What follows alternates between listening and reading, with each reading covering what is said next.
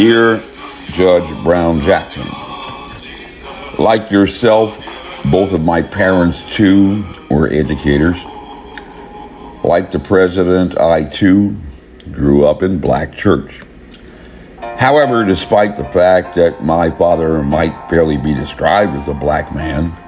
having been the first African American to have ever served as the state chaplain for the New Jersey National Guard, the first African American to have ever served as the president of the American Baptist Convention, New Jersey, and the first African American to have ever served as the board member for the American Baptist Convention USA and on the Board of Trustees for Eastern Baptist College and Seminary, his alma mater, where as a student, a black student, he was not even permitted to sleep in the dormitory. During his campaign for the nomination of the Democrat Party nomination, the president has informed me that I ain't really black, granting to me what is perhaps the aspiration of many of your people to be just like white folks. Accordingly, Your Honor, I have the distinction of being probably the only Caucasian in the nation to have served as the childhood protege of a legendary civil rights and criminal defense attorney, Raymond A. Brown, Esquire. And I have a grandfather, Reverend Charles W. Webb, the former pastor of the Mount Sinai Baptist Church in Eden, North Carolina, a church on the National Historic Registry, who was a franchise martyr. And despite these impeccable credentials, Your Honor, last November, in an election for the Arlington Public School Board, the most junior commissioned officer to have ever served as the operations officer for all U.S. Army strategic counterintelligence in the continental United States, as well as the former aide-de-camp for the commander of that major command, MACOM, where I had the unique privilege and honor to have played a critical staff role in the formation of the Armed Forces Medical Intelligence Center, AFMIC, the precursor organization to the National Medical Intelligence Center, INMIC, reported by ABC News and George Stephanopoulos. In April 2020, to have purportedly alerted the former president as early as November 2019. A dubious claim refuted by the 120-page report by the World Health Organization, which had by February 2021 examined the influenza-like illness, ILI, and acute respiratory infection, ARI, data in China going all the way back to September 2019, and which had determined that the very first case of COVID-19 had not been diagnosed until December 8th, 2019, falling on the feast of the Immaculate Conception. I was declared by the Arlington Sun-Gazette, the local newspaper, to be not an option, as the editor had granted his unqualified endorsement to the endorsee of the Arlington Democrats, Mary Cadera, a Caucasian woman who had served as a former high school teacher, high school science teacher, and notably had taught Richard Wright's native son to her class. And after the election, the people had spoken. As our highly educated and enlightened voters in a community that boasts a rank of 14th for holders of graduate degrees, and it is home of the most government scientists, delivered to her 80% of the vote in an election during which the most contested issue had been the safe reopening of public schools, in which the plurality of students are children of color. At least during the closed party caucus of the Arlington Democrats in April, as two Caucasian Democrats vied to replace Monique O'Grady, the only African-American member serving on the APS board, a school board that had been entirely replaced in reaction to the decision of the Supreme Court in Brown v. Board of Education, a decision that this progressive community that formerly served as the headquarters for the American Nazi Party, and where today, according to the Southern Poverty Law Center, SPLC, is in a congressional district that boasts the highest concentration of hate groups, had resisted until ordered by the federal court to comply in 1959 with desegregation. A loving community where the first African American, the Honorable William T. Newman, currently the presiding judge for the Arlington Circuit Court, was not elected to the county board until the 1980s, when I was still a student at the most competitive private college in the Commonwealth. As the first African American at that time ever elected to student body office at General Lee's College, and when the first African American to serve on the APS board, James Lander, had not been elected until 2009, the year after the election of the first African American president, Barack Obama. So, Your Honor, as a white man who, at least as reported by the Progressive Voters Guide, had been against the government response to the public health crisis, and who, despite possessing neither a law degree nor license to practice today, has the distinction of having 2 cases docketed for certiorari during the pandemic, and with one still pending docketing, with your anticipated appointment to be decided by April, I was impressed by the comments of Sherilyn Ifill, the president and director counsel for the NAACP Legal Defense Fund, regarding the importance of diversity and representation for the health of our democracy. And my interest, I assure you, is in the very best interest of your people, even though I am denominated as a white man and delivered in Christian love, which you, as a Christian yourself, apparently can appreciate. Your Honor, it is a genuine issue of fact, a standard of decision in the summary judgment in our Article 3 courts, that Justice Thurgood Marshall did in fact abstain in the matter raised to the nation's highest court on the decision of the prize fighter Cassius Clay to refuse the military draft during the conflict in Southeast Asia, and that Justice Marshall had conspicuously abstained himself in the matter U.S. v. Bailey, a case decided in 1980 involving federal inmates who had escaped a detention facility in our nation's capital on a claim that their very lives were at stake, and a case that brought articulation to the jurisprudential rules that define a defense of necessity for our American courts. And Your Honor, as a white man again, I had noted that in October 2020, National Geographic had noted the racism perceived by your people, or at least 7 in 10, in the healthcare system. And the joint survey conducted with ESPN had validated those apprehensions, finding that white doctors tend to dominate the conversation with black patients, rather than engaging in mutual dialogue. Perhaps a treatment decision validated by the historically low scores of your people in scholastic achievement, especially in science and math, but which apparently presents feelings of inferiority and a perception of not having an opportunity to be heard in a meaningful manner at a meaningful time, giving rise to increased concerns for a need for more African American physicians, who represent around 7% of medical students, but only 5% of those practicing medicine, in an age where the doctor engaged in private practice has become a thing of the past, making it far more difficult for your people, approximately 13% of our population, to find a doctor who looks like them to provide treatment and with whom they can speak to address these very urgent health concerns. To be frank, Your Honor, these observations in National Geographic struck me, particularly with regard to the NAACP Legal Defense Fund, because that civil rights organization that incredibly had declined to join a case, my case, in fact, that I had raised on appeal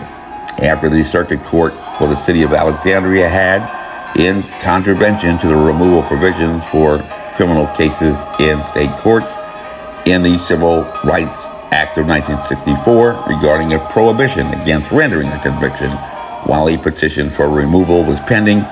entered a conviction nonetheless against a defendant in absentia who had not even been provided notice of the court's decision to proceed with trial.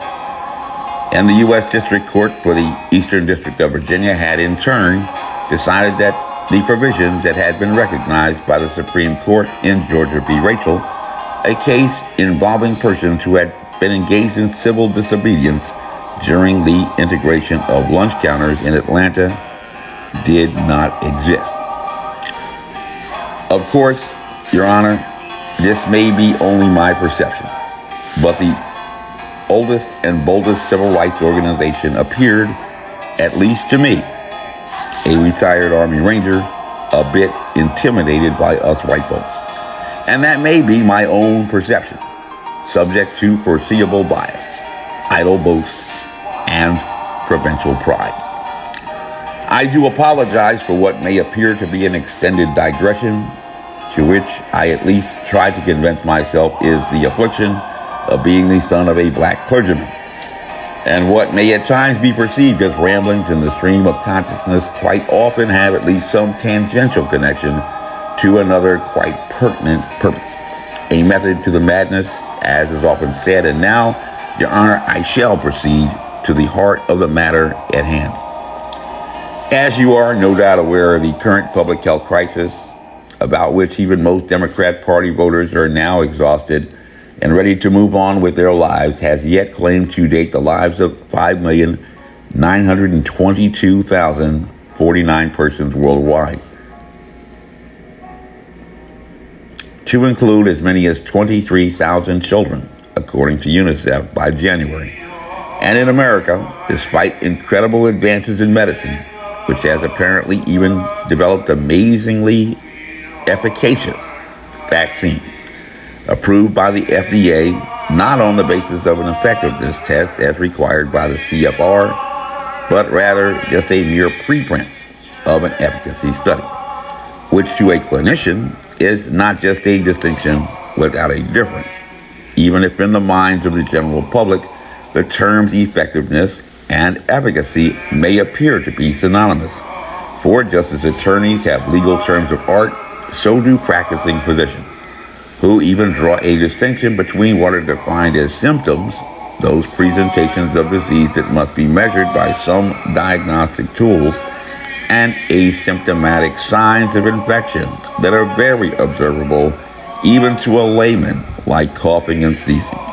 We do not radiate miasmas, evil spirits, or anything else to give rise to what has been termed esoterically as asymptomatic transmission of infectious disease.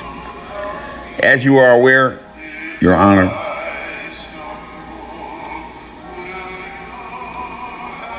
by December 2020,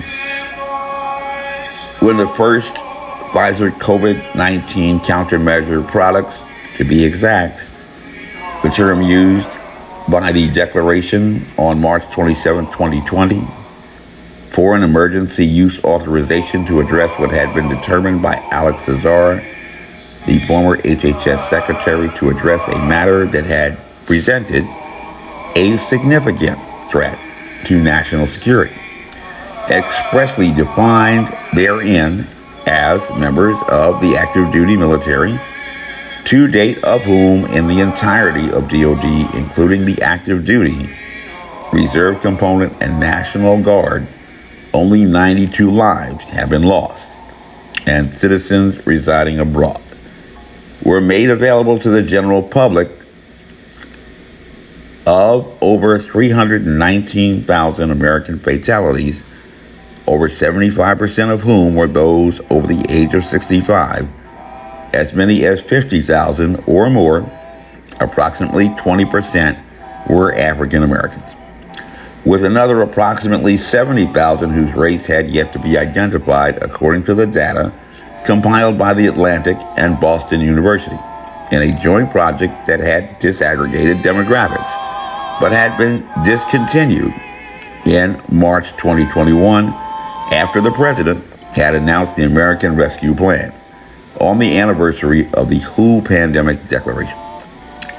I am not old, nor apparently even black, and in a court,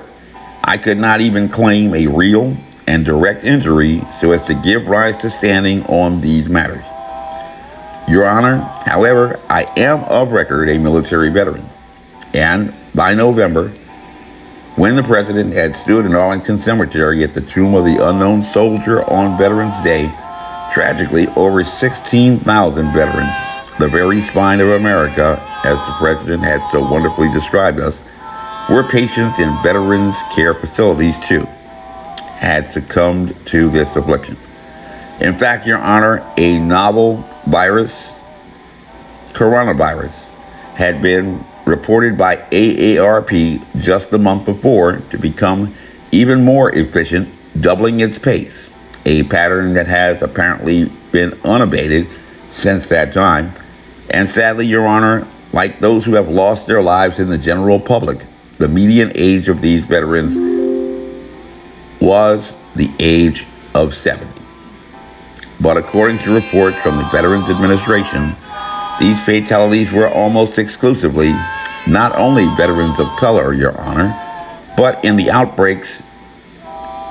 apparently only presented in veterans care facilities where the patients tended to be veterans of color. And far more intriguingly, at least given the official government response to the public health crisis, at facilities where the doors had been closed to visitors on March 10th, 2020. To a reasonable person, Your Honor, if lockdowns were effective, the controversial subject of a recent paper that has been attributed to the economics department at the Johns Hopkins University by Snopes and not the Bloomberg School of Public Health, but still yet promoted in the Wall Street Journal, the only conclusion would be that infected members of the staff had, at least negligently, infected these patients, which gave rise to their decease. And I have pressed this matter with government officials who appear not even to have found any concern that what is now over 20,000 dead veterans under their care have been killed by what could satisfy the definition of gross negligence, if not reckless disregard for human life, the legal threshold for findings of malice in our courts. CNN's Jake Tapper had a very wonderful article announcing your nomination, in which he had shared your very public expressions of faith. And in public life and in politics, we are admittedly deaf to the entreaties of the Christian Savior that when we pray not like the heathen do, giving praise, glory, and honor to God the Most High notwithstanding. He spoke of your relations to the former House Speaker, Paul Ryan, who had even endorsed your appointment to your current position in our federal courts. And he had noted the words of the president that your opinions are always carefully reasoned, tethered to precedent, and demonstrate how the law impacts everyday people. The former House Speaker, too, spoke of your intellect, your character, and your integrity, describing them as unequivocal. And in testament, Jake Tapper's article had noted your forthcomingness regarding your relative who was serving a life sentence, and your remarks about your brother, also a veteran, who had served in law enforcement, which you said runs in your family. And as you know, near the beginning of our great democratic republic, it was Justice John Marshall who, in Marbury v. Madison, had stated, "It is emphatically the duty of the judicial department to say what the law is. Those who apply the rules to particular cases must, of necessity, expound and interpret the rule. If two laws conflict with each other, the court must decide on the operation of each." And, Your Honor, this is that point after extended digressions a black preacher who had promised to keep this free might finally announce that he was bringing it in charge. For currently on application for prejudgment injunctive relief is a matter that had begun as a simple FOIA request, acknowledged by the White House as received, as accepted on March 23rd, 2021. And on St. Valentine's Day, in that matter that had on July 7th, 2021, after the celebration of Independence Day, been brought to the courts of our federal judiciary, had a deadline told for a reply to the Chief Justice, the presiding justice assigned to the Fourth Circuit, not even presenting to that court the required notice of waiver in argument. As noted above, a lot of people, the overwhelming majority, do not understand science, and a novel coronavirus has even apparently baffled our scientific community, finding the national laboratories in March of last year not even able to determine its origins, either from a still unknown zoonotic source or in a research laboratory.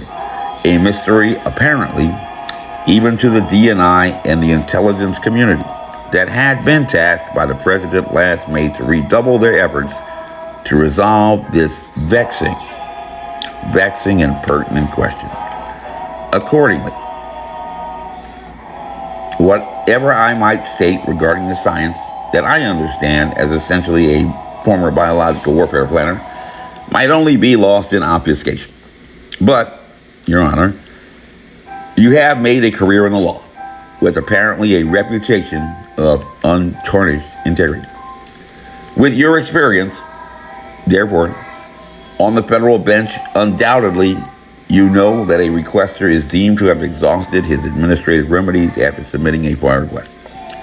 to which he is entitled to receive responsive documents. If not otherwise exempted from release under the 9 listed exemptions. The first of which pertains to matters that are considered to be classified information, which under Executive Order 12958 designates the President as the ultimate original classification authority.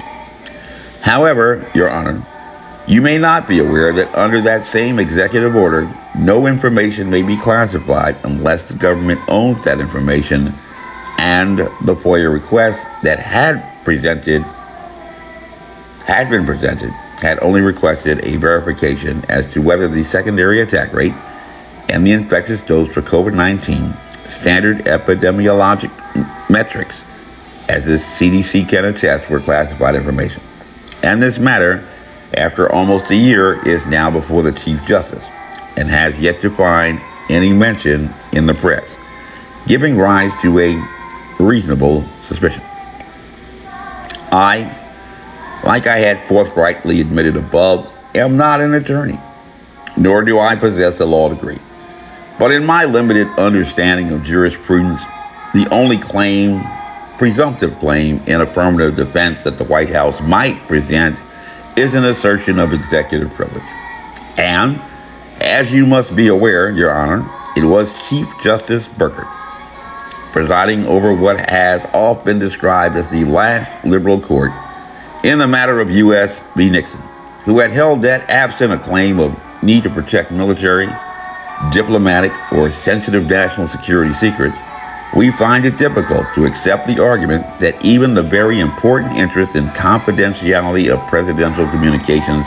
is significantly diminished by the production of such material for in-camera inspection with all the protection that a district court will be obliged to provide. It was Barack Obama, the very first African-American president, who on January 21st, 2009, in his very first executive order, who had committed the government to full disclosure in the FOIA Act, and who had stated that merely because public officials might be embarrassed by disclosure,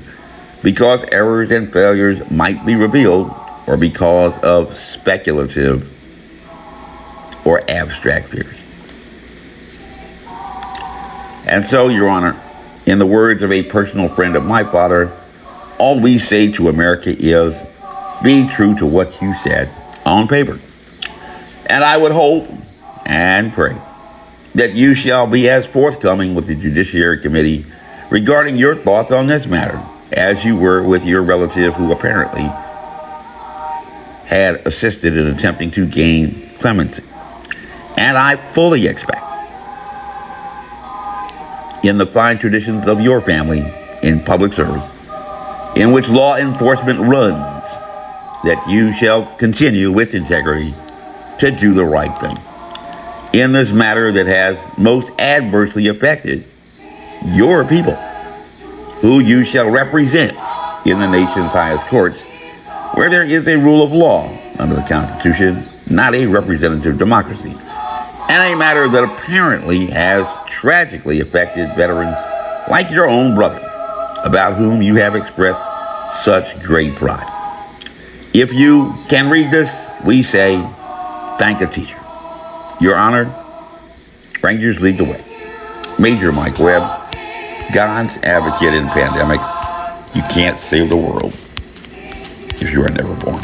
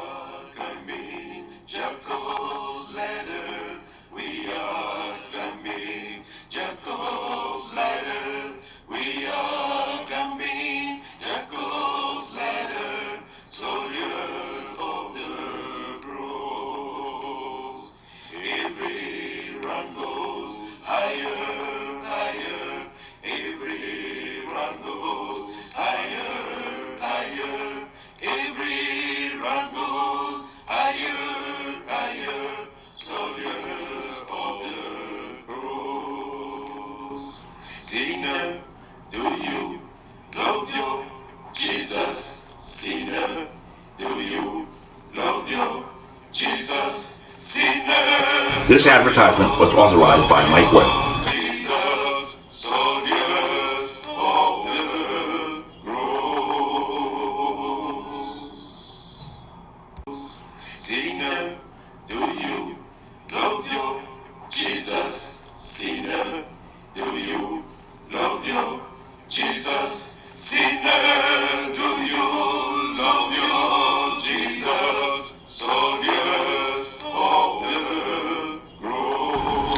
Thunk, I could have had a vaccine.